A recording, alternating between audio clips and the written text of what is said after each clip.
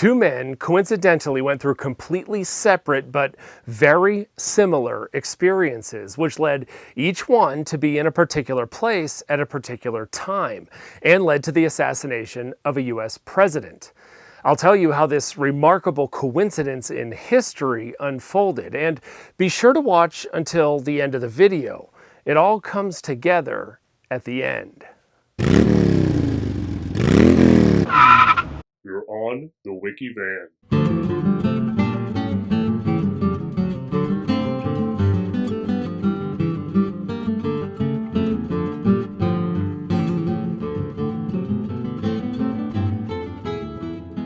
James was born in a log cabin in Ohio in 1831. His father died when he was very young, and his mother had to raise their family for the most part alone. His mother couldn't afford to send her children to school, but as James grew older, she realized that he was special. He was innately intellectually gifted. He was almost constantly reading. He especially loved books about ships and the high seas, even though he himself had absolutely no ability to swim. And James's mother soon realized that she had to manage somehow to send him to school. This troubled James, though, because his siblings and most of the other children he knew weren't afforded an education. He felt like if the other children he knew were expected to go to work, then he should as well, and so he decided to forego his education. To follow his passion, James wanted to pursue work on ships, but where he lived in Ohio, the closest thing to that was the Erie Canal. It probably didn't satisfy that vision that he had concocted in his mind from the classic novels he read, but it was a new technological wonder, and more personally for James, his late father helped build it. The decision James made to leave school and pursue work greatly disappointed his mother. She wanted him to stay in school, but James just felt like it was the right thing to do. He began in an entry-level position as a driver on the Erie Canal, moving boats through the canal with sticks or mules. It wasn't especially dangerous work, but since James couldn't swim, any water presented at least some risk. One night, James was out working on the canal. He was moving an unoccupied boat, and he was working alone. Somehow he stumbled and lost his footing and plunged into the water. James had no ability to swim, and he knew immediately that he was in trouble. He tried to scream for help, but nobody could hear him. He flailed his arms and he tried desperately to keep his head above water. James thought maybe his time had come. He thought he was going to die. Then he saw a rope that was floating on top of the water. He grabbed the rope, hoping it would be his salvation. But it was limp as a noodle. It wasn't tied to anything on the other end. James, out of desperation, just grabbed that rope and yanked on it as hard as he possibly could. Inexplicably, the rope tightened up. Now, James was able to use that rope to pull himself inward and toward the boat. When he finally reached the side of the boat, he grabbed on with both hands, heaved himself upward and over the side, and then collapsed onto the deck of the boat. He was exhausted, but he was alive. Then he looked at that rope a little bit more closely, and he saw it wasn't attached to anything at the other end. It wasn't tied down. And he wondered, how was that possible? How did this rope that wasn't tied to anything at the other end, how did it suddenly become fully taut? And then he saw it. Somehow that rope had cinched itself right into a little crack in the wood on the side of the boat. If he hadn't given it that final yank, and he hadn't done it just as hard as he did at just that time, then it would have never tightened up. For James, it was a miracle. God had saved him. But James didn't believe God was attending to him for his own sake. James reasoned that it was actually for his mother. To James, she was the one who deserved this kind of miracle. James internalized this episode as a sign that his mother was right. After that night, James stopped working on the canal, and shortly after he returned to school, just like his mother wanted him to do. James was determined that he was not going to squander this second chance he'd been given. The significance of the night that James was miraculously saved remained with him throughout his entire life. The incident informed everything he did from that point on. James now became focused on fulfilling whatever greater purpose he was destined to realize.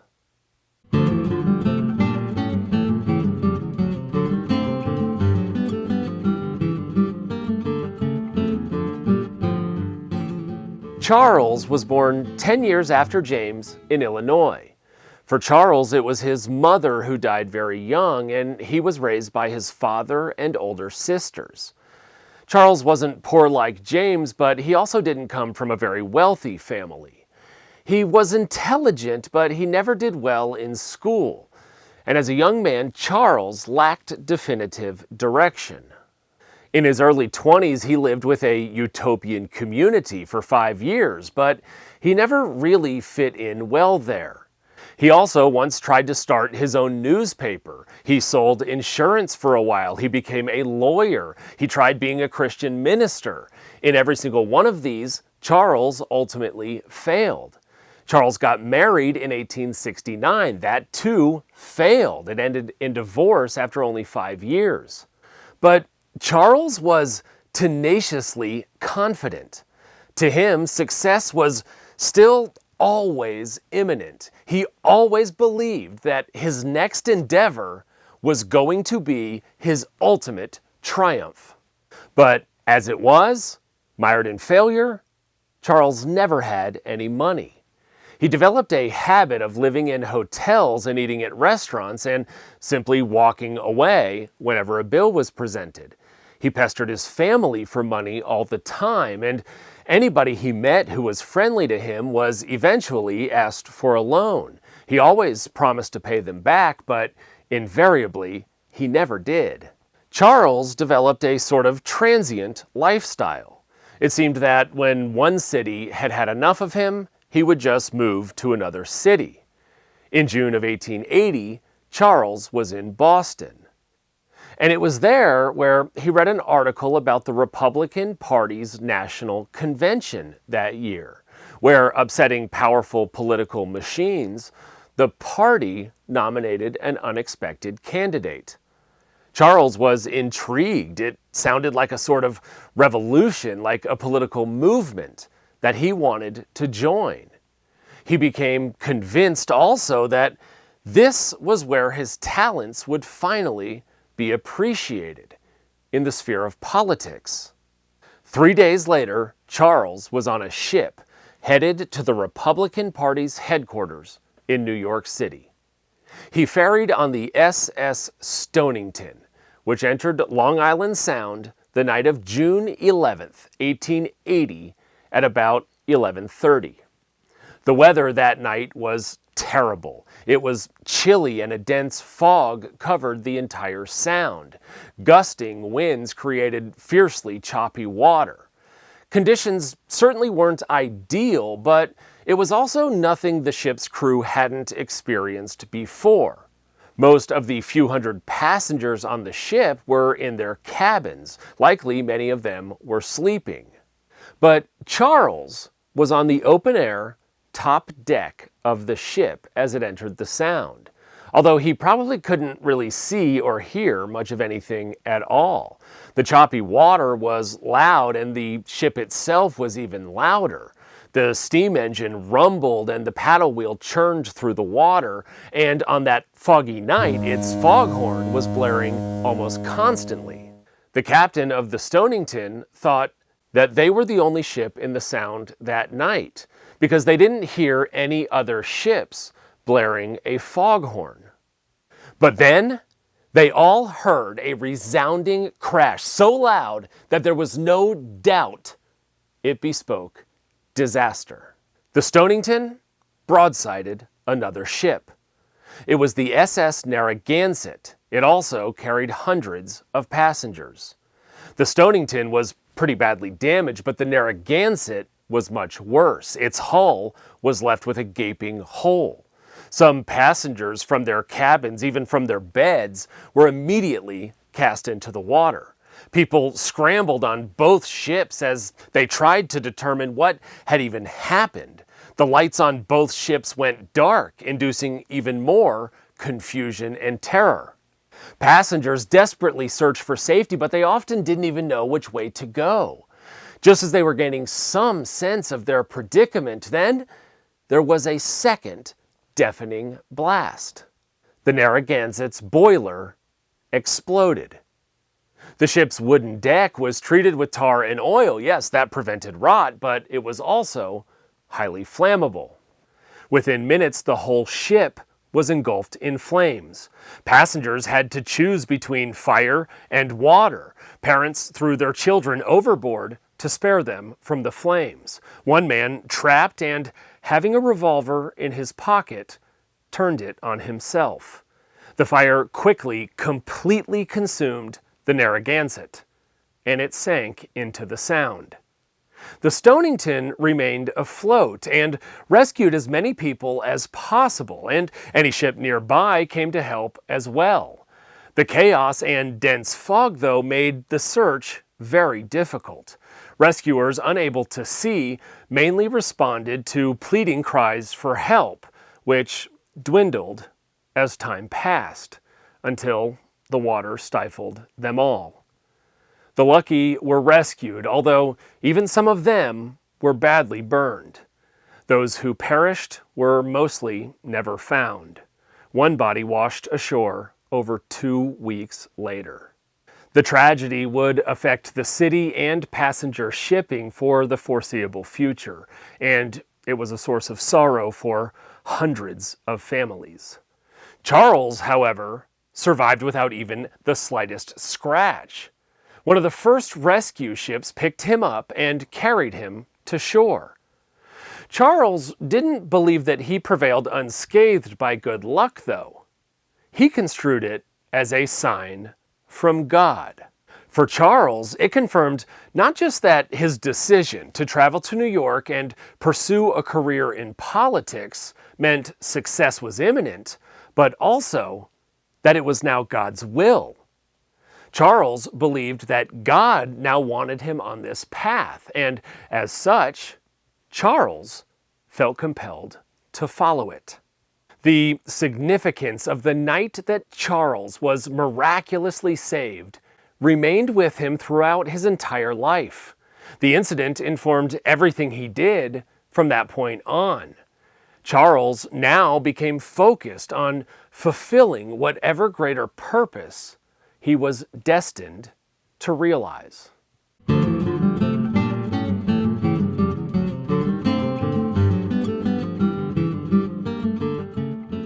July 2nd, 1881.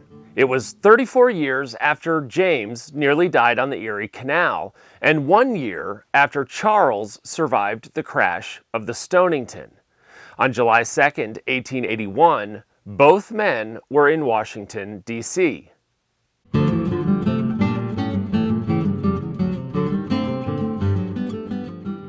James now had a family and a successful career. He'd gone back to school, worked as a lawyer, and was a Union general during the Civil War. James was now a civic leader, a course for his life that would not have been possible if he had remained working on the canal. That day, Washington, D.C. was bustling as usual, maybe even a bit more, as the city prepared for the celebration of Independence Day, only 2 days away. James, however, would not be in the city on the 4th of July. His wife had been sick and she was recovering in a convalescent home in New Jersey. James planned to leave the city that morning with his 2 teenage sons, Harry and Jim, to pay her a visit. They were all set to leave home and ride to the train station that day at 9 a.m. One of James's colleagues, Mr. Blaine, joined them for the carriage ride to the station. The 2 men used that time for an impromptu business meeting. They wanted to tie up any loose ends before James left town. They rode in 2 carriages. James and Mr. Blaine led the way in the first carriage, and the 2 boys caravanned closely behind in another. The ride was about 30 minutes, from their house to the Baltimore and Potomac train station.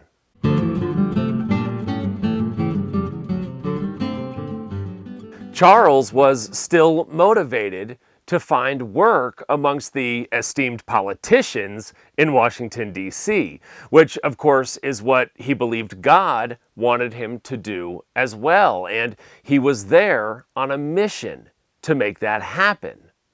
Although, up until July 2nd, 1881, Charles had not yet realized that goal. Charles awoke on July 2nd from a bed in one of the fanciest hotels in Washington. He paid special attention that morning to dress more presentable than usual. Charles donned a recently cleaned shirt and he wore a brand new suit, which he acquired a couple of days prior. Charles had duped a kind tailor by feigning interest in buying it. The tailor allowed Charles to try the suit on for size, and Charles, finding that it fit quite well, immediately walked out of the store. He hadn't paid for the suit, and he was still wearing it. Charles ate breakfast that morning at about 8 a.m. in the hotel's restaurant. Once he was satisfied, he got up and walked out the front door. He didn't pay for the meal, and he didn't pay for his night's lodgings, and he never intended to. Charles then beckoned a hansom cab and directed the driver to deliver him to the Baltimore and Potomac train station.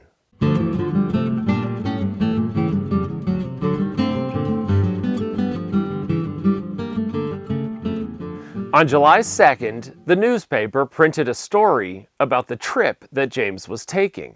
Charles wanted to meet with James that morning, so after he saw James's itinerary printed in the paper, he headed to the train station as well, hoping to see James there. Charles and James had actually met several times before. Over the preceding months, Charles had repeatedly proffered himself to James as a candidate for employment, although each time, Charles's applications were quickly denied. In fact, Charles had also badgered Mr. Blaine for a job several times. And in fact, Charles had annoyed Mr. Blaine so much that in their last conversation, Mr. Blaine ended it by saying, "Never speak to me about the job again for as long as you live."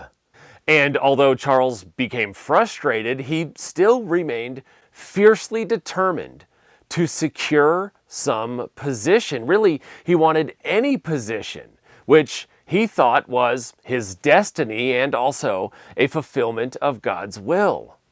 Originally, Charles thought James would be a conduit to his eventual triumphant success in Washington. Instead, James repeatedly dismissed him.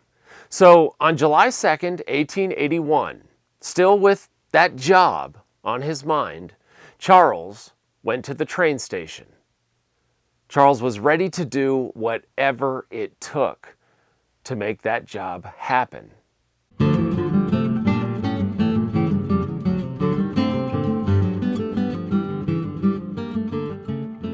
Charles arrived at the train station before James, and he waited for him to get there in the station's lobby. Charles positioned himself in an inconspicuous alcove to avoid drawing too much attention. Charles wanted to be discreet because a few weeks earlier he had purchased a revolver, which that morning he carried in his pocket. He bought it using money he borrowed from an old friend. Charles saw when James and Mr. Blaine's carriage finally arrived and stopped in front of the train station. The two boys, Harry and Jim, pulled in just after them. Mr. Blaine wasn't joining them all for the trip, but he decided that he would walk them all to the platform anyway. They all arrived at the train station just after 9:30 a.m. on July 2nd, 1881. James and Mr. Blaine, walking side by side, entered the lobby first, and again, the two boys were just behind them. Only a moment after James entered the train station's lobby, Charles approached him. Charles pulled the revolver out of his pocket and started walking towards James. When he got to within just a few feet, Charles raised the revolver and pointed it directly at James. And then, Charles Guiteau pulled the trigger twice. Both of his shots hit their target. They pierced the back and the arm of the 20th President of the United States, James A. Garfield, who immediately fell to the ground.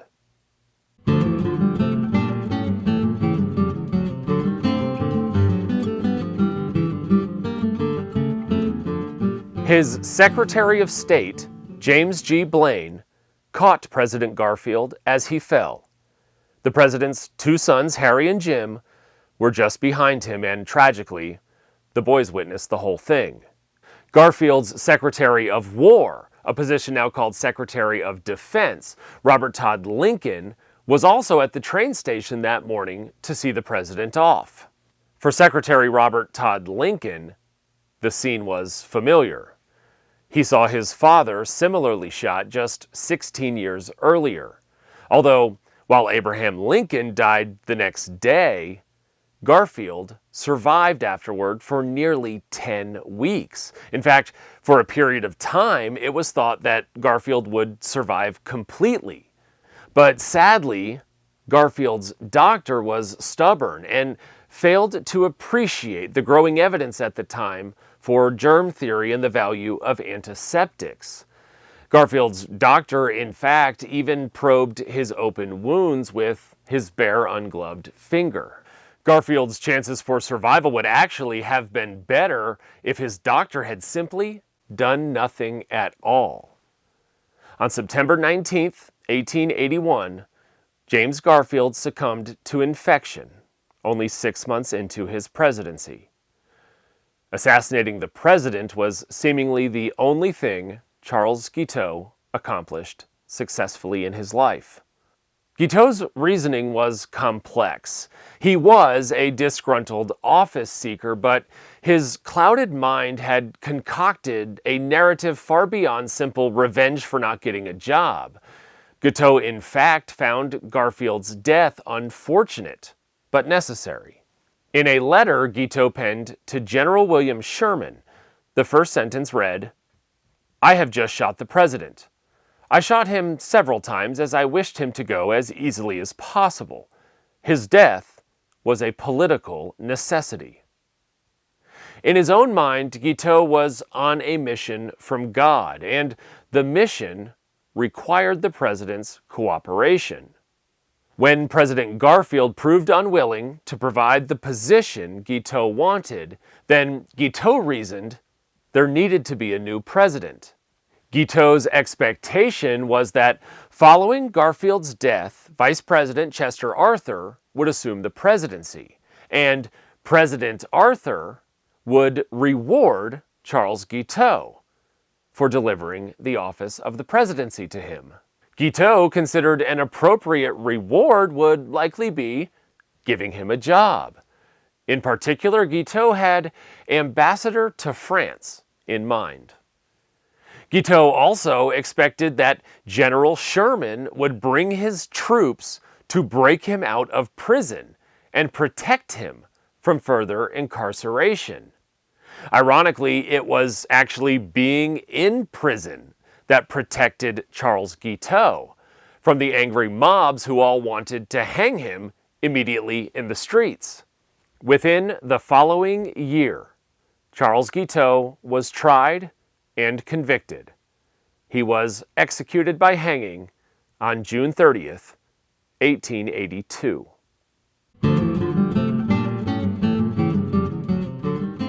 Both Charles Guiteau and James Garfield were greatly influenced by brushes with disaster on boats, and both of them rendered implications that those incidents were of particular importance. The episodes impacted the trajectory of both of their lives and led each one to be at the Baltimore and Potomac train station on July 2nd, 1881.